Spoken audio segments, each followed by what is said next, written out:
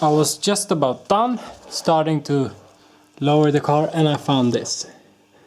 It's a big hole in the side of the exhaust. So I thought I'd fix that before I lower everything down. And this hole is like in the middle of a straight piece.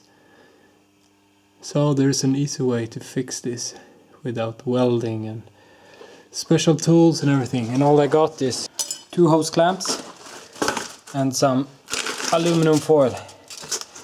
So I'm gonna put some aluminum foil there and keep it together with the hose clamps. I have here the aluminum foil folded a lot of times, so I'm gonna wrap this around the hole and use the clamps to keep everything together.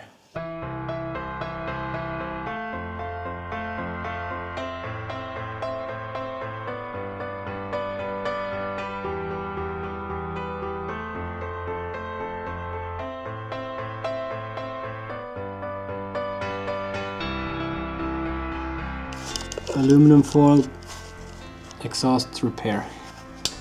Should be good. The hole is in here, so this should keep it from not leaking.